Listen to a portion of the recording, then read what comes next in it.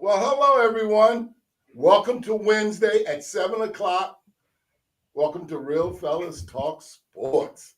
And I'm with my fellas, and I got the whole crew here today. So we're going to get into the NBA playoffs, and they have been unbelievable. I used to say to the guys earlier in the year that, I like basketball a lot, obviously. I like the NBA a lot, obviously. I don't like it during the regular season as much as maybe they do.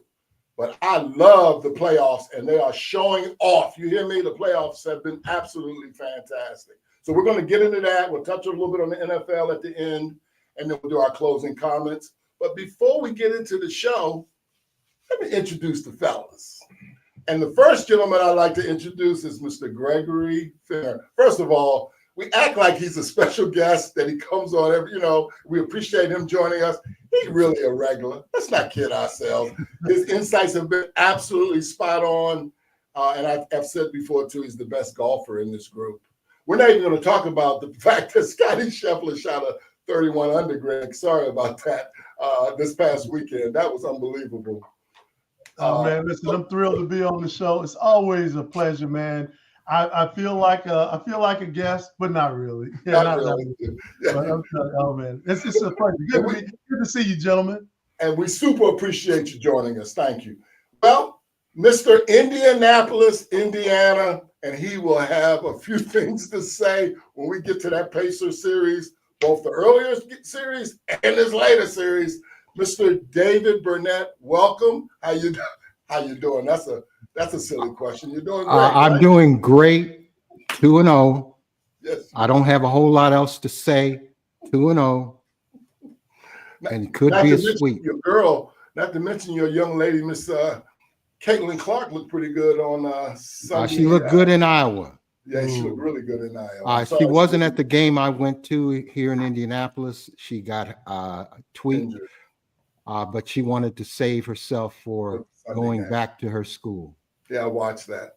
And last, but believe me, not least, from the old neighborhood, I don't know, 55, 60 years of friendship, class guy, stand-up guy, Mr. Larry Abels. How you doing, sir? I'm good, Chuck. And I want to give a shout out to a friend of the show, Bobby Kinzer. I was at his book signing last week. I got a chance to talk to him. I know he was on the show last week, so I talked a little bit about the show, but I'm glad to be back. Yeah, I saw some of that. He had posted stuff on Facebook and so forth. Looks like it was a really successful book signing out at Bowie Mall. So he sold out of books. He sold out of books before I got there. So I got the display model because everybody else didn't say anything. I said, "Hey, is that book for me?" He said, "Yeah, you want it?" Nice. So I got it. Good job, Bobby. And anybody else, go online and order the book. It's a great, great book. So, all right. Without further ado, let's get into it. Let's start with a couple of the older playoffs. And I want to talk about the New York-Detroit series first. And I just want brief comments from you guys around the horn before we move on and get into the more recent rounds of games. I'll start with you, Greg. That Detroit New York series, even though New York won that thing 4-2, it was really close. What were your thoughts about that series? Detroit's a good young team, and they're going to be around. I mean, you got to love their coach. I mean, he's done a fantastic job. But at the end of the day, they just didn't have the shooters and the scorers. They played rough and tumble. They played good old Detroit Steel basketball. I mean, they played. They're up and coming. They'll be there. They just couldn't outlast the Knicks, and they don't have any playoff experience. Yeah. They'll get there, though. I'm confident they'll get there. And again, that series could have gone either way. Larry, what were your thoughts of that series. And Larry, what did you think? 'Cause I don't think you were on last week. I don't know if I got your thoughts on how you think the NBA should have handled that shot from the corner, the controversial shot where they didn't call the foul, even though it was a foul. I just want to see what your thoughts are about, maybe next year how something like that could get handled. I don't really think there was anything they could do about that. Sometimes referees miss it. I was sorry they missed that because, as you know, for me, I like 7-game series. Right. And I think Detroit, I agree with Greg that they have a lack of experience, but they were really kind of growing up right in front of our eyes. And I would love for that outcome of that game to be different. I'm not sure if they would. I think, we get to game 7, anybody can win. But New York did it just a little bit more, and, they won the series. Yeah, Brunson hit a big shot. I was hoping for a game 7 on Sunday as well in the Garden. That would have been pretty cool. But yeah, shout out to Detroit there. It was a hell of they performed really, really well in that first round. David, what were your thoughts of that series? And if you were the czar of the NBA, is there anything you would have done about that call? That should have been reviewed. Detroit got robbed. Detroit, in fact, should have won the series. But I think their inexperience cost them the series. But that one game could have changed everything. Hopefully they learn from that. Hopefully the coaching staff learns from it as well. But if you've played well, if you've competed like Detroit has, they're going to take that next year. Jaden Ivey, who we appreciate here in Indiana, out of Purdue, has been injured all season. So he's going to be a very important piece for them next season. Yeah. So Detroit is poised to be good, but I think they got hosed. They could have won that series, and I think it's disappointing. Hey, Greg, do you think there's anything that the NBA next year, in terms of a rule change, to avoid something like that? Because I didn't think that was a good look for the NBA. I think it's tough because if you change it so that you can look at a review and then call a foul afterward, that kind of takes the essence of the game out. Now, it was a rough game. Now, here's the thing. Detroit got away with some that's just the one we remember and the one that's the lasting memory. But Detroit was playing physical too. So it's unfortunate it happened at that time, but it was a big body foul. I mean, it was so obvious that but I don't think if you tamper with that rule, you're really flirting with the essence of the game. But I think the real issue is it happened at the very end of the game. It was a game deciding call. Yeah. And at game deciding calls, anything I think within the last 30 seconds must be reviewed. Just like the NFL decided a number of years ago, at the 2-minute mark, they're calling everything. They only review calls other than stepping out of bounds or stepping on the 3-point line. If no call is made, they're not going to review anything. Well, they need to. But Larry. Let me finish my statement. I was talking. If they do that, then that should open it up for any time in the game. Anytime that happens, I think there need to be special rules and special considerations for the end of the game, because that changed the end of the game. I'll even say playoff, not even a regular season game. If you just institute that for the playoff game. Oh, by the way, they have a way to have addressed that. If the referee had called a foul, then they could go to the monitor and look at it and see if it really was a foul or not. And he didn't do that. He should have called the foul. Right, and he called the foul a whole different thing. But fouls happen all times during the game, and people could get in foul trouble earlier in the game when they go back and look at stuff. So the way the rules are set up, I'm not sure that it's really practical to do that. Kind of like what Greg said. It's practical if they want to. That's what I'm not sure of. Yeah. All right. It's practical if they want to make it. Enough there. Oh, one last thing I want to make a quick comment about. I thought that, and I'll see if you guys want to add on this. I thought that kid, Duran, their center for Detroit, who I knew nothing about until this series, maybe because I didn't watch Detroit much during the season, I like that kid a lot. That kid makes $4 million a year. Here I go with the money. He makes $4 million a year, and Cat makes $50 million. And I'd rather have him than Cat. Well, at some point he'll be in line if he plays well enough for that $50 million a year. Well, Harden gets 35 million, so we'll get back to that though. What'd you say, Larry? They have a good coach there that gets the most out of his Yes. players. He knows Yes. how to use Yes. all of them. Yeah. They'll have to address that Hardaway position, but that's neither here or now. All right. Let's talk about then the Pacers-Bucks series real quick before we get to the Pacers-Cleveland series. Now, obviously, it was like a gentleman's sweep. I guess what's 4 games to 1. Any quick comments about that series, real quick, and then I have a follow-up question about that Bucks team. Greg? So obviously they missed Damian Lillard. That was a big loss. But Doc Rivers had no strategy, 0 strategy. His strategy was get the ball to Giannis and everybody else move out of the way. And in the playoff, that's not a strategy. They didn't have anything planned. I don't know what they talked about in timeouts. They came out with nothing. I mean, it was. I thought Doc Rivers.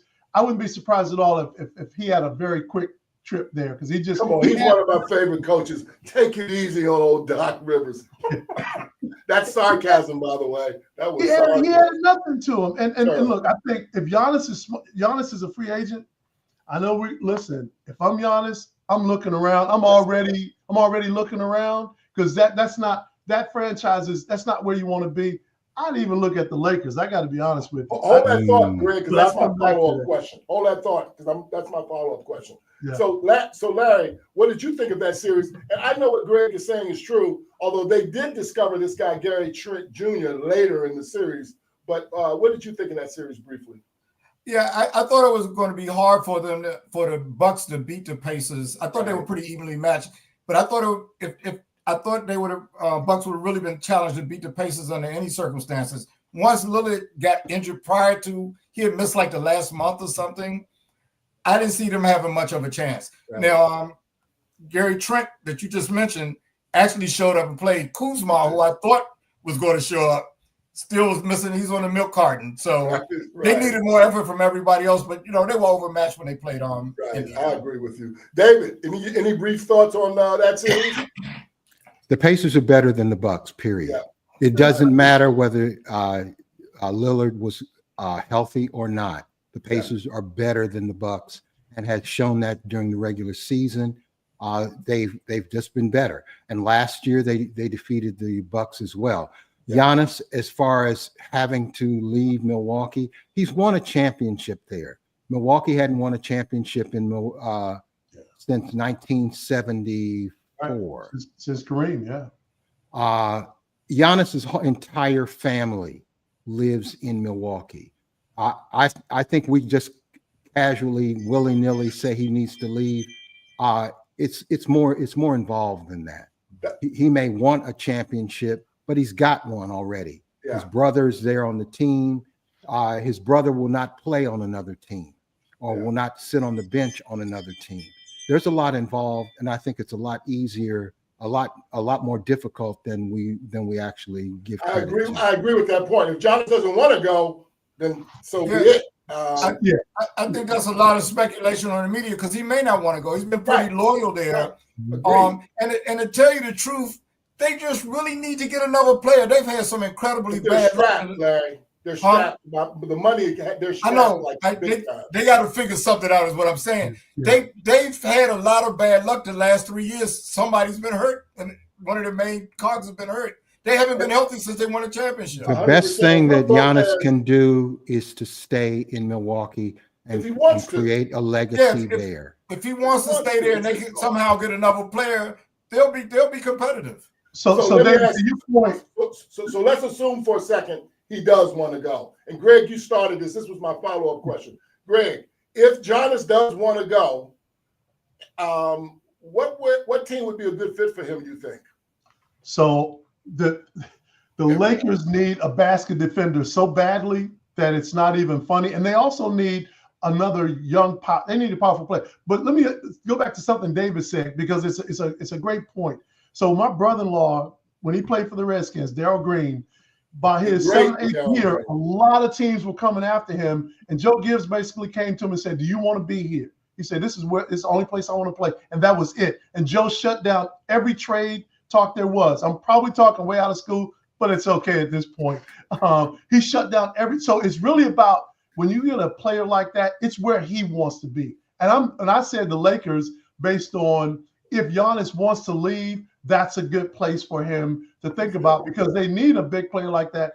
And I still think that as great as Luka is, Luka slows the game down so much that he allows defense. And Kobe talked about this with Harden, which is why he said he will never win a championship because he slows the game down so much and allows teams to collapse and rotate too easily. So and Harden is no Luka, just so we're clear. Harden ain't no Luka, but that style of play, Kobe even said it's hard to win it's impossible to win a championship that way because you don't bring enough people into the game. And so, but for Giannis, man, Giannis, he's a piece that they need. Lakers need another shooter and they need a big basket defender. I think that would be a great place for him to go. The only place I would say don't go is the Wizards because your career will die here. The only place I'd say don't go. So, hey Larry, where would you if he wanted to go and if the Bucks agreed and all that stuff? Probably any team other than Denver. Any of these playoff teams other than Denver. Yeah. And I think they'd be like a prohibitive favorite if he goes to. How about you, David? Do you see a good fit for a guy like Giannis? If he wanted to go, David, and your point is very good. He might be very happy where he is. He's been there 10 years, Yep. 10, 11 years. I think any team could use him, No doubt. so long as you don't give up your core players to get him. Okay. And he's one of the great players in the history of the NBA. Yeah. He just got better and better. He's unstoppable. I think that No one can stop him. I think that last game against the Pacers, he was like 34 points and 22 rebounds or something crazy like that in that game. Yeah, he averaged 34 points a game and shot over 60% this year. He's an incredible player. He's an incredible player. Yeah, he's a talent. So the reason I was asking that question because I thought about that, and I thought a place like Houston. Houston had so many young players, and they've got some draft assets, and they badly could use a scorer, a senior person on their team to take them to the next level. And of course, I think Mr. Silverhead guy in Miami, their president of basketball operations, he's the kind of guy that pulls off mega deals like that. Yeah. So that's a place where maybe he could go if he wanted to go. Again. But for instance, let's say the Pacers were interested in Giannis. Look what the Pacers would have to give up. Oh, yeah. They give up a mighty piece of core to that team, and it would be detrimental to the establishment of the kind of team that they have. And so I wouldn't want him, as much as I like Giannis, and I really like him. Yeah. I would not want him on the Pacers because suddenly what has been developed by the Pacers would be torn apart. Yeah. So I think that Giannis and Kevin Durant's names in the offseason are going to come up a lot. Those are the two dominoes that people are going to see if they're going to fall. Again, David's point is valid if they want to, if Giannis wants to leave. But I think people are going to wait until that is solidified, and then people will figure out what they're going to do with their personnel. But I just wanted to get you guys' thoughts on that. Okay. Also, the first round that I wanted to briefly touch on was Houston and Golden State. And I mentioned Giannis just a second ago. Poor Houston. They just they're aggressive, young, well-coached, got athletes all over the place, but they can't score the basketball. Greg, what did you think of that series, and were you surprised? By the way, that was a game 7, and that was a number 2. Houston was number 2 in the West. But anyway, what did you think of that series, Greg? So again, that playoff experience, it matters, man. It really matters. And in a game 7, you can't win any game 7 scoring 89 points. You just can't. I mean, you have to score the basketball to win in an NBA playoff game 7. They are physical. They just cannot shoot. I mean, he's like this kid Thompson, man, he is a problem for every team they play against. This kid is a problem. Him and his brother. Yeah, I mean, just problems. They just they can do so many things at their size, but they've got to get some more scores. They got to get some people that can really shoot around the perimeter. That's the only thing that I saw that hurt them, man. They're physical. They play great defense, and they keep coming at you. They just couldn't score.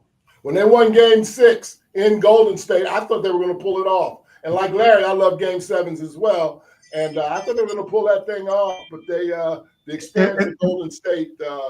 And by the way, in the fourth quarter, Golden State went berserk. They went absolutely nuts in the fourth quarter. Larry, what did you think of that series? Well, I'm a believer that experience matters. Houston is just like their college team. Houston, great defense, great athletes. Can't throw a rocket to the ocean. All right. I think they have a great coach who got a lot out of them. I mean, I think they really overachieve. The guy Green that they counted on a lot. He I think he had one decent game. 38 game. A lot. What I see is a thing. I think the playoffs this year, the teams are so evenly matched. When you give away one game, it might cost you the series. Yeah. And I say that looking at Oklahoma City or Boston too, but we'll talk about. We're going to get to that too. We're going to get to that. I think when you give it seems like it's such competitive level, and they had games that they should have won, and they just couldn't close the deal. David, what did you think of that series? Golden State in Houston. I'm not overly critical about Houston and their inability to shoot well. They're building something. Yeah. Look at where they advanced from last season to this season. Yeah, it's a building process. They have a very good coach. They've got a good core of players. A couple of pieces here and there will solidify that team and make them a real challenge for anybody in the West. So, they were supposed to lose to Golden State, who has a couple of core Hall of Famers driving that team. Yeah. Yeah, and a guy named Buddy Hield showed up in that game 7 too, which we hadn't seen him all series. He showed up in that game. Yeah. All right, well, let's get to the Clippers-Denver game. Again, another game 7, another game of two great coaches. Well, not great coaches, two great teams, teams that have some good veterans there. Mr. Finner, what did you think of that Game 7 and Mr. James Harden's performance? So when you get to Game 7 and you're James Harden, you've been in the league as long as you have. I'm telling you, this dude is so true to form. He is so predictable. If it's a big game, if it's on the line, you can count on him folding like a lawn chair. 7 points. He almost looked like he didn't want to shoot, like he was afraid to shoot. He's scared. It was like he was scared to shoot.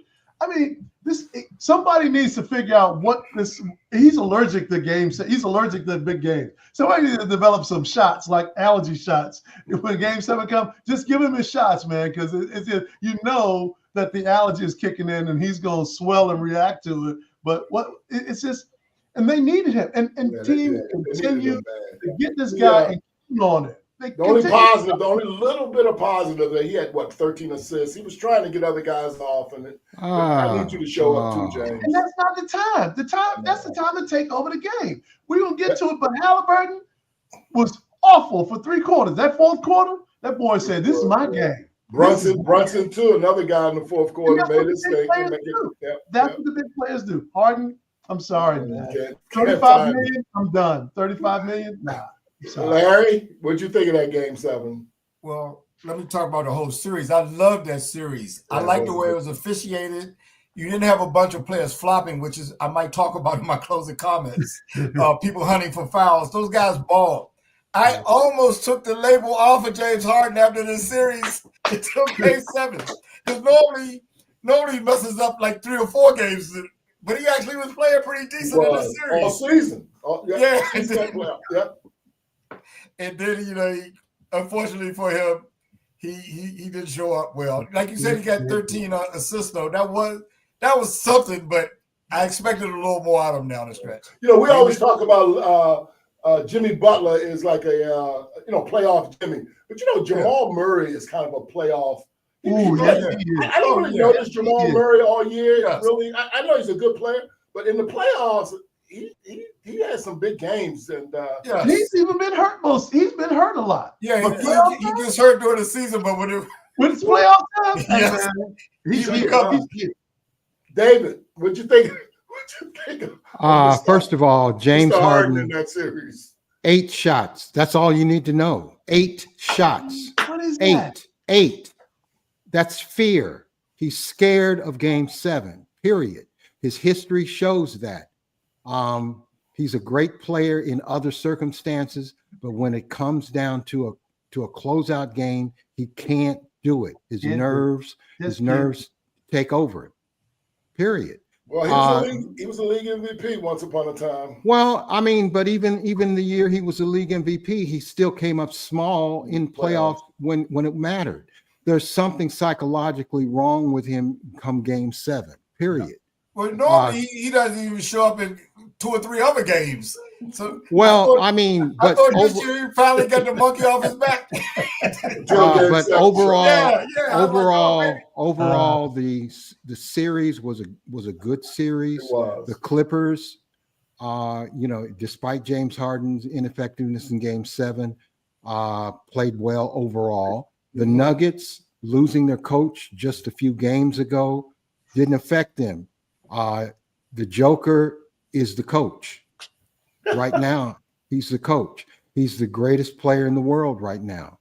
He's unbelievable. And as he goes, and they have pieces around him that respond to him, they've won a championship and they played like champions. It would not be surprising to see them in the Western Conference entering into the finals. Right. All right. So let's bring Joker up, though. So I don't know if you all have, but I haven't seen him do a lot of interviews. I watched him do an interview after the game, and he has this very broken English. You can see he's very conscious about it. But this dude is smart. He is incredibly intuitive. When they asked him about the coach, he said, "Well, you all don't know him, but he's been here with us all the time, so we know him." So right. I just think, man, I'm telling you, Joker continues to impress me, man. I knew he had this incredible skill and basketball IQ, but to listen to him talk, even in that broken English, I was like, man, this dude is something special, man. He shows up in those big games too. He shows up, man. He's the opposite of Mr. Harden. He shows up in those big games for real. David, every game. It don't have to be a big game. All right, let's get into the second round of playoffs. We left one series out. Minnesota and Los Angeles. Yeah. Because we can't forget that. We talked about that last week, Larry. We did. We talked about it last week. You had that on the list here. I don't even have it on the list. Do I? Really briefly. Yes, you do. Really briefly. I'm looking at the time. We have a time constraint. We can't let you get away with that. All right, let me get y'all's views real quick on that on the Laker-Minnesota series. I'll start with you, Gregory. Yeah, it was over almost when it started, man. They never really showed the ability to compete, and Lakers got to get some more perimeter shooters, because even when you got LeBron and Luka in sync, that's all you can collapse on 2 players. That's not for the NBA team. That's not that hard to do. But man, they got to get some other people to show up other than those 2. Larry?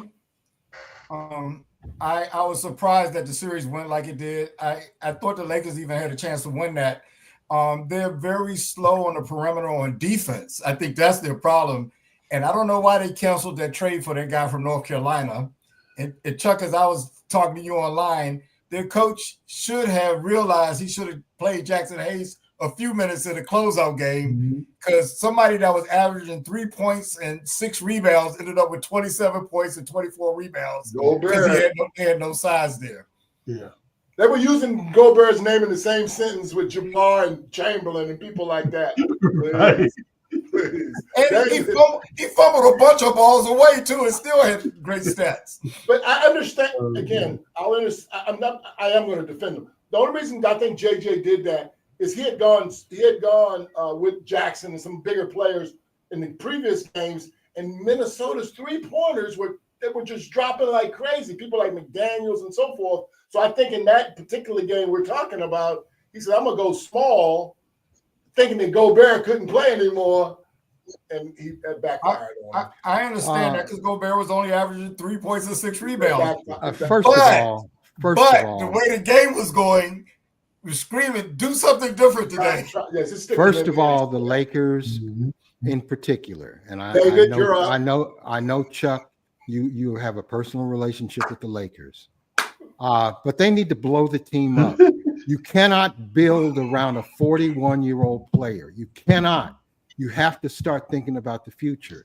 He doesn't have a future. I don't care how great he is. He's arguably the greatest player of all time, but his time is up. And you got another player who's out of shape and who can't play defense. So that's what you're building around? No. Just because you're Los Angeles doesn't mean it. At this point, the Lakers should do their homework, do their due diligence, and build a solid team. They don't have that. Yeah. Well, and they don't have a postman either. Well, I agree. And in this offseason, they'll address the postman situation. I believe that. And I think they got to get Luka to get in shape and play a better brand. Here's the thing that disappointed me. And this is really, in fact, America, will you just close your ears for a second? America, just for a second, and I'll bring you back in. If you're close in the game and you got Doncic and LeBron James with 6 minutes to go in the game, they have to close the game out. They have to score. And neither one of them could score. Down the stretch in those games, they couldn't do it. They just couldn't do it. And that's the part that not only could they not do it, they were throwing the ball away. They wasn't catching the ball. And Doncic, he dribbles the ball up so slow, dribbles right across half court and gets into that little trap area, and they can easily trap him. Like, why don't they throw the ball up the floor and then get it back? So there are things about that team that disappointed me. They will address some of the personnel issues. I think LeBron still has a little bit more left in the tank if they can get some people around him. But why? Why? Because he loves the game. I mean, it doesn't matter that I understand he loves the game, but if you're the Los Angeles Lakers and you actually care about championships, you think they should cut him? Care about building something. Start from scratch. Build like Oklahoma City has built. Yeah. That's how you build bring another championship to the team. They're not going to win around Luka. They're going to build around Luka. Yeah, Luka, you can't build around him. Well, he just took a team to the finals, David. Luka, but he couldn't stop anybody, and they got beat 4-1. Well, because they played a pretty good team. Anyway, yes, the Lakers. That was a little disappointing. And by the way, that series, I thought Minnesota looked great. I didn't know who this guy McDaniels was. And Julius Randle was amazing in that game. Yeah. He's a different player. In fact, I now look back on the New York team, and I'm wondering if New York rather have Dante and Julius Randle and send Cat back to Minnesota. I think that would help. I think that makes New York a better team. I don't know. I'll get the Cat. I think either one of those players, even the trade, whether it happened or not, I think both of those teams would have been pretty much the same. Right. I think it would have been pretty much the same. Yeah, probably. Yeah. Probably. Remember, Larry, they didn't have Julius in the playoffs last year in New York. And if New York could have kept Hartenstein and Dante, get Julius back. Yeah. No, I always thought Julius seems to play a different game with Minnesota. I was just about to say that. Yeah. His role is different there. But I always thought he was okay. I thought New York needed one more player last year. He's a tough guy. He's tougher than I thought. But anyway, all right. So you guys happy that you took your shots? Okay. All right. Let's move on. Let's move on to the second round. And I deserved all of that action. Yes, you did. Let's talk about first the New York-Boston series, and we're going to get to the Pacers in a minute. So, a little shocking, huh? New York came back. Boston was up 20. And New York pulled that thing out in the end. Again, Brunson found guys who were open late, and Bridges and OG delivered, and they pulled that thing off. Greg, what did you think of that first game of this series? And can I go first this time? Yes. Okay, go, Larry. Okay. I just got, because you're going to follow a pattern of me slamming coaches. I slammed JJ Redick for not making an in-game adjustment. You're up by 20, but you're missing, 45 freaking 3-point shot. Stop shooting 3-point shots. Okay? Make a change. 45. Their coach is so freaking arrogant. They had that game won. I think one quarter they only shot one ball inside the 3-point line. Come on.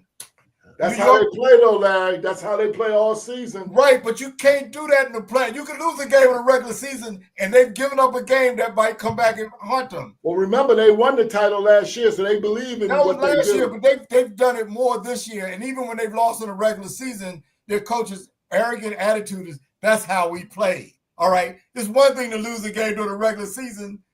Make some changes when you're not hitting the shots. Come on. Fundamental. That's crazy. It New was York, crazy. New York is very, very well coached, very steady. You give them a chance to beat them, they're gonna beat you. Gregory. Yeah. So, first of all, if a team misses 45 points with 3-pointers and you beat them by 1 point in overtime, that doesn't say a lot for you. That doesn't say a lot for you, right? So I think that ultimately Boston will win the series.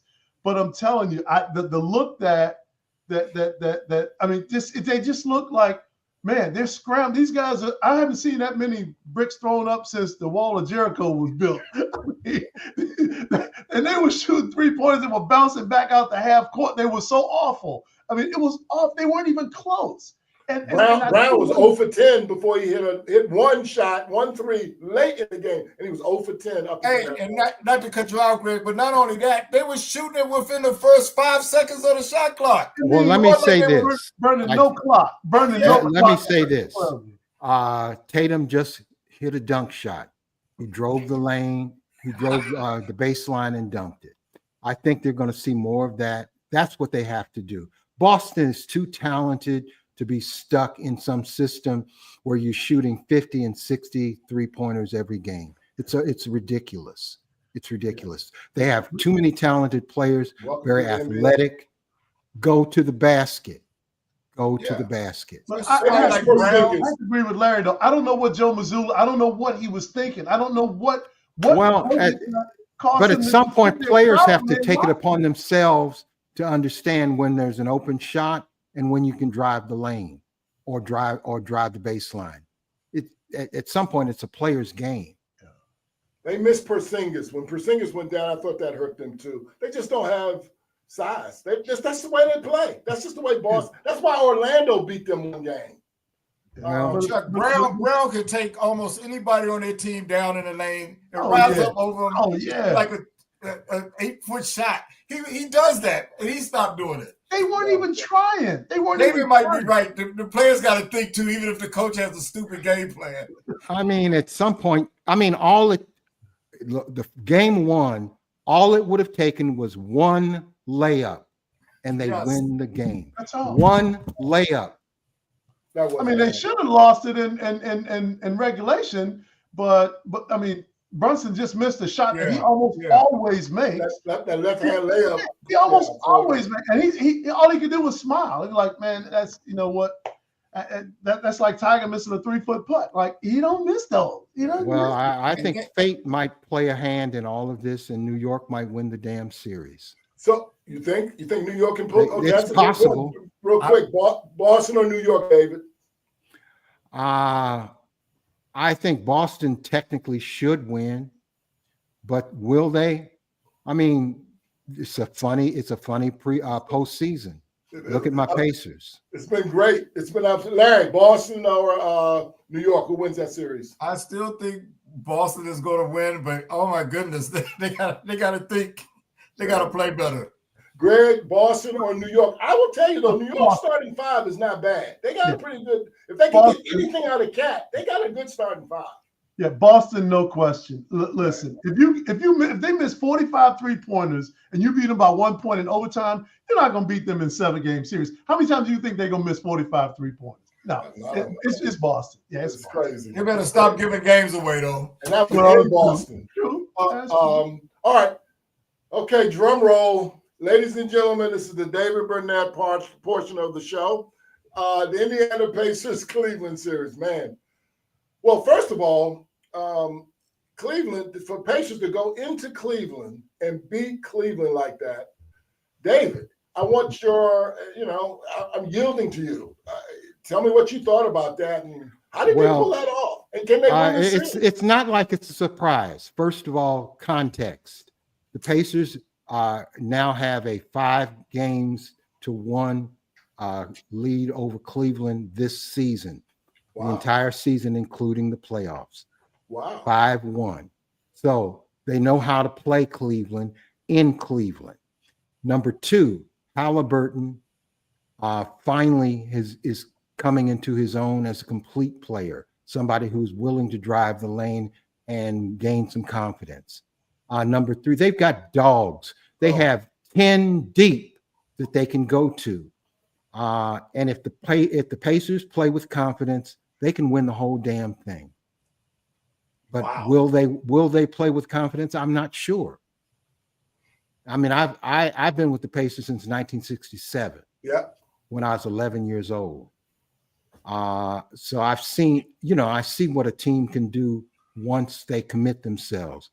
But Mel Daniels, Roger Brown, George McGinnis, they're not walking through that door.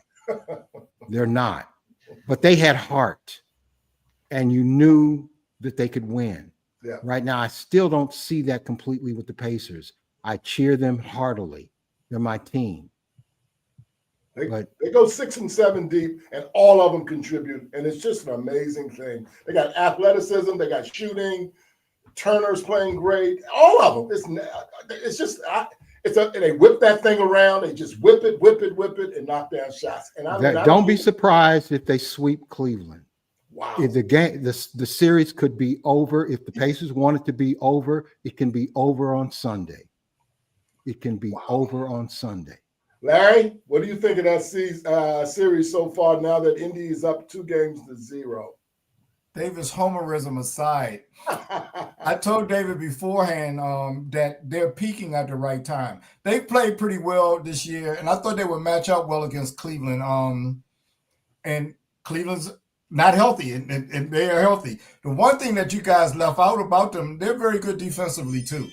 I'm into this perimeter defense, and they definitely do that very well. They can switch. Most of their guys can guard multiple positions.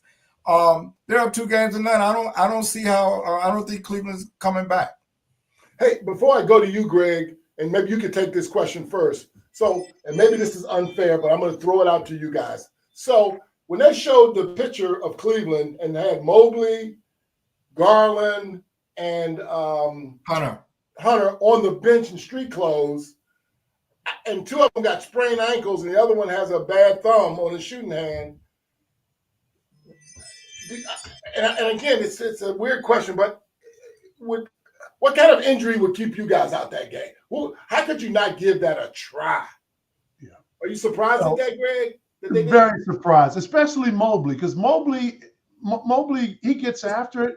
I just, when I saw them on the bench, and I'm looking at how poor Mitchell is just like doing it with no help. He's getting a little help from Al. He's getting a little help. And the other guy that was shooting lights out. Ty Jerome had a bad game. Yeah.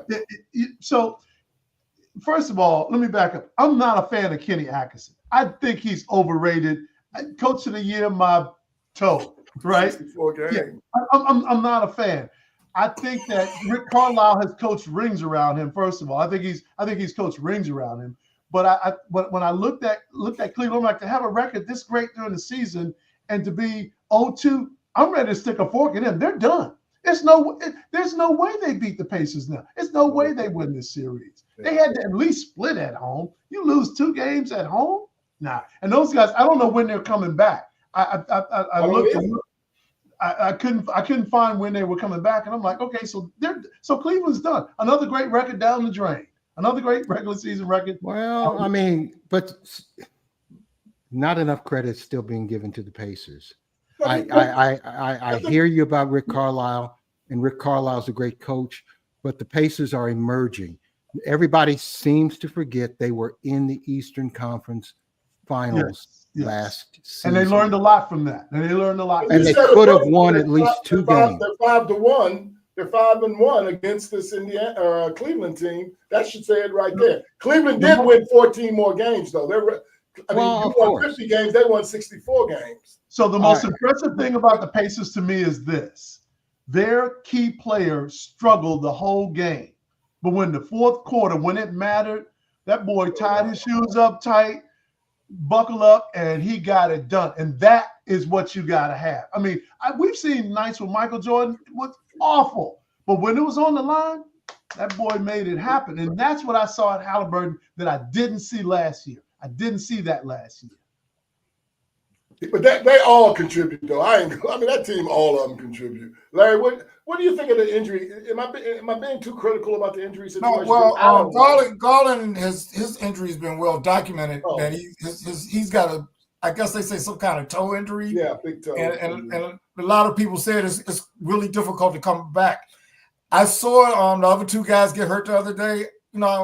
I would think that if they could play, they would play.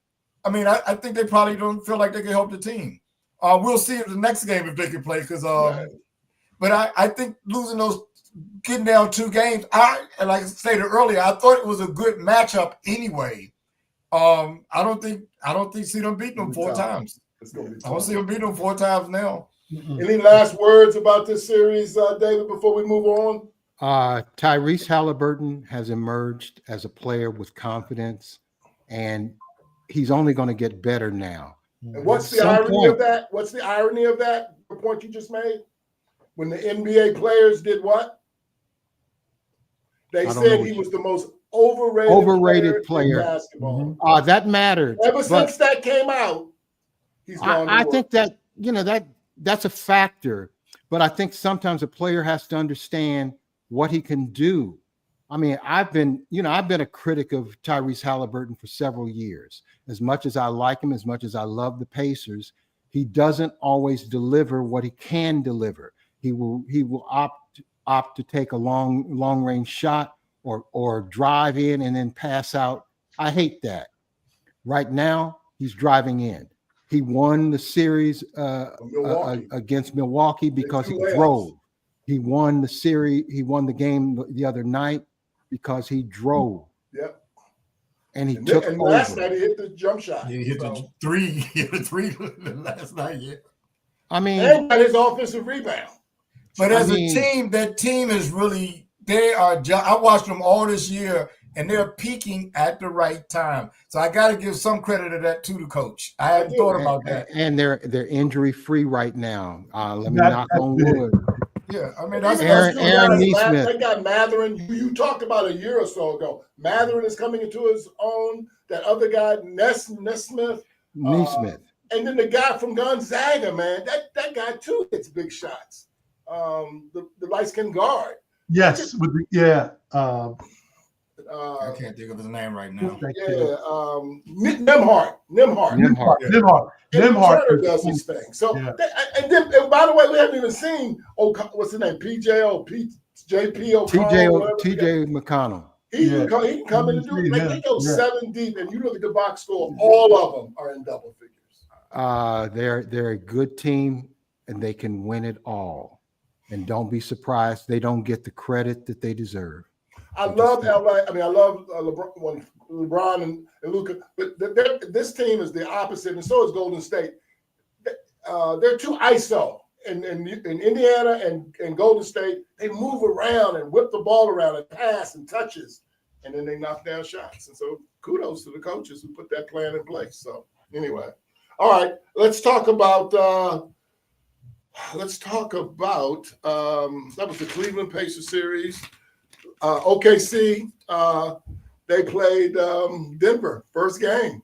I want to go first again. I know. I want to. I won't call them your team, Larry, but Lord knows. I don't have any team. You have been their public relations guy. All I do is report what I see. All right.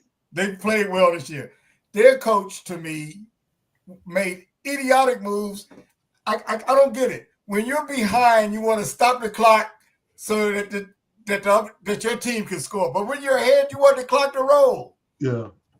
He's fouled twice within 3 seconds of giving 4 points to Denver and giving them chances to foul them, uses all of his timeouts.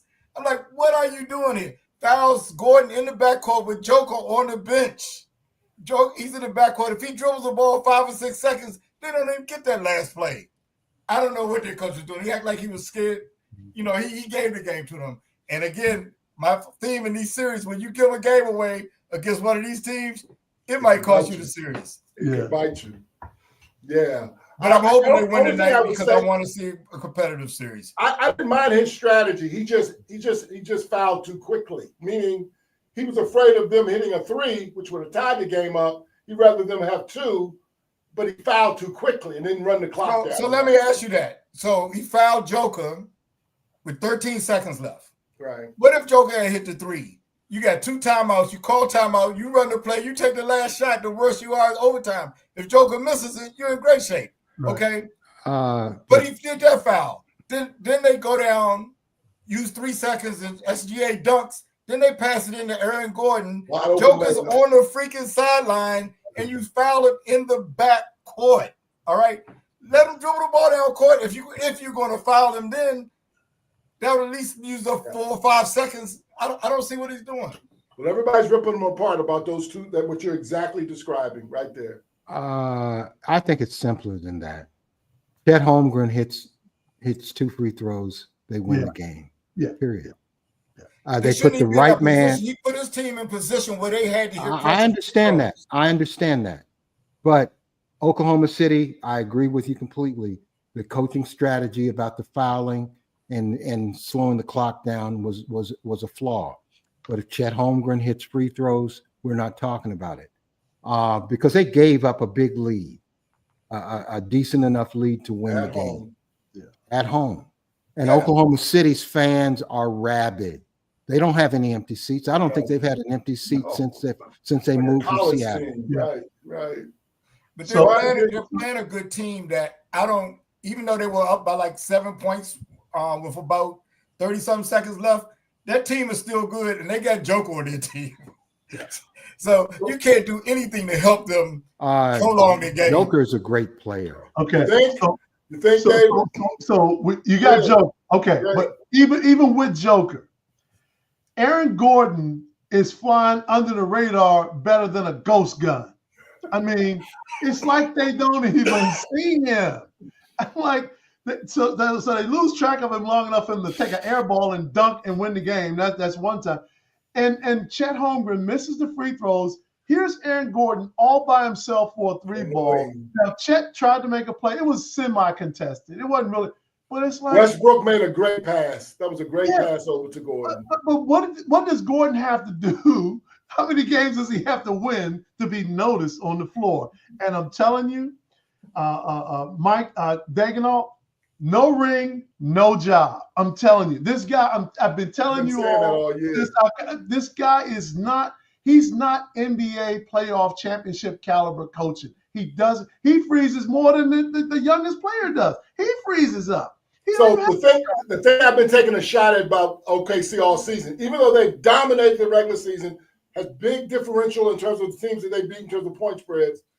But if John Williams walked in this office right now, I don't know who he is. I don't know that guy. And when you're in the playoffs, Ben, you better know what you're doing and be tested. He was 5 for 20. Chet Holmgren, great player. Don't get me wrong. He's got potential long term. He ain't never been here either. Don't know. No idea. Playoffs are different than regular season. And both telling Holmgren and John Williams, they didn't play. They weren't that good. By the way, SGA in the previous series against Memphis, he ain't played well either. That whole series. He played good the no other night. ring, no job. Period. I don't want to see anybody out of work, especially the way the people being laid off these days. I don't want to see nobody out of work, but I'm telling you, no Playoffs are ring, different. no job. And There's a that team is a window. veteran team. You have a window of opportunity in these leagues, man, whether it's baseball, football, basketball, and you can only keep these teams together for so long. They have at least three ball options every trip down the floor. This is a talented, super talented team. They're They young. should be struggling with Denver. They should be ripping Oh, Denver Denver. is good. Denver Well, is good. whoa, Denver is whoa. good. This should Whoa. be a Denver is Western good, Conference but they're final. not as good as these guys. They're not. I look at them. I think the 3 best teams in the West were Denver, OKC, and the Clippers. I No think that doubt. side of the bracket was much stronger than the No other doubt. side. No doubt. But It- this OKC team should be handling. Oh, they should be handling Denver. But it's only I'll game tell you one. what, if Murray, Only as I game said, one. if Murray is playing well, that rest of that stuff on that team they're okay. And Porter didn't even play good for them in that game. He was almost invisible. He was almost invisible. And by the way, a guy named Westbrook comes off the bench and gives that team 18 points. It looks pretty Westbrook is playing. He He's understands been his playing role. He's been playing well the whole He's time. accepted his role. He's been born again. I mean, he's been born again in Denver. He has found himself again, man. And he has no ego. knows his role He has there. no ego. He knows his role. You're right, David. He's learned his role there. And he's very comfortable with it. Yeah. Yeah. So, in conclusion, who wins that series, OKC or Denver, Larry? Ooh, I don't know. I was thinking OKC to the other day. I don't have faith in their coach, but I think they'll still pull it out. Okay. I think they'll still pull it out. David, OKC or Denver? I like both teams, and I hate that they're playing each other. OKC is going to win the series.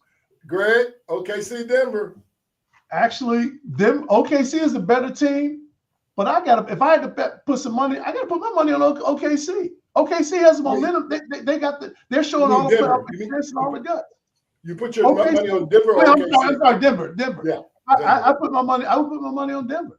I just don't see it with OKC. I don't like them giving that game away, Chuck.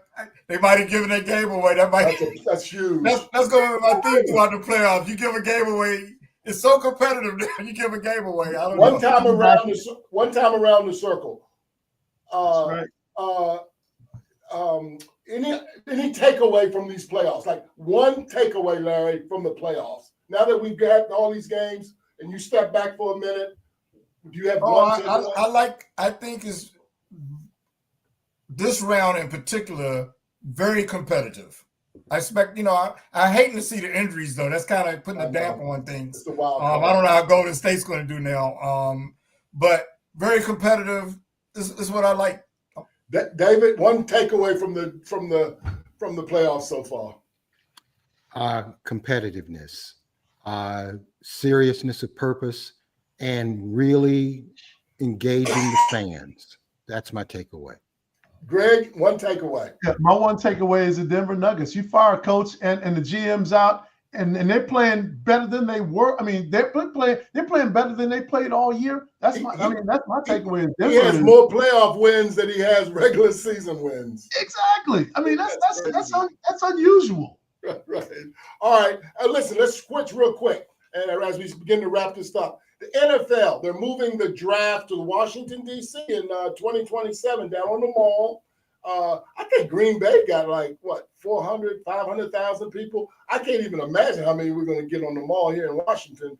Do you think that's a good idea, Larry? Do you like the idea? And do you think I'm going to tie it into another question. Do you think we're going to get the stadium deal done? Larry? I'm not a big fan of the NFL draft, but I think a lot of people probably will show up for it. Sure. The stadium will get done one way or the other. David? Stadium definitely gets done. It doesn't matter how many billions of dollars it's going to take. Number two, I think it's great that the draft is coming to DC. Sure. Why not? And the National Mall is a perfect location for crowd gathering. It's got a lot of history to it. Be a beautiful sight. And America loves football. They love that draft. I'm like you, Larry. I'm not a big draft guy, but people are. They into it. If they go to Green Bay, they're coming to Washington. Greg, what do you think of us getting the draft? And do you think we're going to get the stadium done? I think it's huge. I mean, I saw the artist renderings of the mall setup for the draft. It's pretty cool. It was beautiful. It was absolutely unbelievable. And I'm thinking to myself, I'm going to that draft. I'll be at that draft. I will be there. I will be at that draft. I think they're going to get the stadium. I mean, when Roger Goodell starts to hint that if you guys get a stadium with a roof, you can host the Super Bowl. Yeah, this stadium is going to get built. Those two councilmen, sit down. Good day, sir. Goodbye. Sit down. All right. Going to get the stadium. My last two questions, real quick. Larry, who will be the starting quarterback for the Cleveland Browns on opening day? Larry. Yeah. I don't know. They got about 5 people up there, don't they? I'm rooting for Sanders, but I don't know. David, who will be the starting quarterback for the Pittsburgh? I'm coming back to you, Larry, on another team, Pittsburgh. Okay. So get ready. David, who will be the starting quarterback for Cleveland on opening day? Shedeur Sanders. Greg, who'll be the starting quarterback for the Shedeur Cleveland Sanders, he's Browns? going to beat all of them out and make them look like fools. He's going to beat them all out in camp. Larry, who'll be the starting quarterback for the Pittsburgh Steelers on opening day? God. I don't know. Maybe Charles Snowden III, my favorite player. Can't throw. David, who'll be the starting quarterback for the Pittsburgh Steelers? I think Pittsburgh is going to finally tank. They're not going to change. They're not going to sign Aaron Rodgers. He's just like signing LeBron. Too old. Careful. Take it easy. Greg, who's going to be the starting quarterback? I think that awful Mason How did Rudolph. LeBron just catch a strike? Hey, Greg, who's going to be the starting quarterback for the Pittsburgh Steelers on opening That day? awful Mason Rudolph, and they're going to be awful. Jesus Christ. And they need to be awful. He's all they got. Finally, They're- huh, David? They're Finally. sucking for Manning. All right. I'm a little over time, but closing comments. Does anyone have closing comments? Yes. I do. Let's start with you, Gregory. So I want to say hats off and hail to Greg Popovich on his retirement. 5-time NBA champion, 3-time coach of the year, 4-time NBA All-Star head coach, gold medal head coach for Tokyo, one of the most decent, outspoken advocates for human rights in professional sports. When I watched him during the George Floyd tragedy, he was phenomenal. Greg Popovich is a man's man. The players love him. I've watched him on a lot of different talks that he's done. He is just so impressive. I wish him Godspeed, the best of health. I hope he at least gets to enjoy his retirement with a reasonable portion of health. But man, I'm telling you, this guy, he talked about human rights issues, and he talked about black players and the stuff that black folks went through to the point that it brought tears to his eyes. He was an emotional man, so I just have nothing but respect for him. El Jefe, he's in charge. Good Larry. good health too. Yes. Larry, closing comment? Yeah, I'm liking the officiating in the NBA, so I want to send a message out to the refs. Okay, 2 players that I like that are still in it hunt for fouls, and I'm sick of it. One is Brunson and one is SGA. The other one is for your team, but he's eliminated. Reeves. I hate that hunting for foul stuff. Referees, don't call that crap because those guys are too good. They don't really need to do it. Otherwise, I'm enjoying the officiating. I think they're letting them play. I love it. Yeah, playoffs have been absolutely fantastic. David, closing comment? Closing comment highlights Tyrese Halliburton on a day short of Reggie Miller's 30 years ago emergence as a great player. Tyrese Halliburton has emerged as a great player, and I'm so happy to see that happen. He's been unbelievable, David, and he deserves his flowers right now. And I'm one of the ones who've been very outspoken towards him, and he's making me eat my words. Mine, real quick. Aaron Judge. Are you kidding me? We don't talk baseball much on our show, but I want to just shout out to Aaron Judge. This guy's batting .412, number one.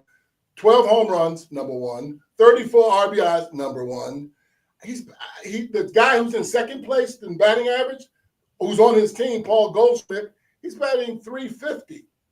Wow. So what Aaron Judge is doing right now is phenomenal, and did it last year, and he was MVP in the AL in 22 and in 24. I just want people to, and people do. I just wanted to just take a minute and just acknowledge the greatness that's right now is Aaron Judge, because he is on fire. Great player. Oh my God, what an Hey, April. Chuck, he didn't get a torpedo bat either. I know. That's what. Hey, look, we have to talk about that in another show, though, Larry. Oh, man, That is the that's talk of the great. town with them bats. That's Hey, look, funny. you guys were amazing. I'm sorry I went a little over today.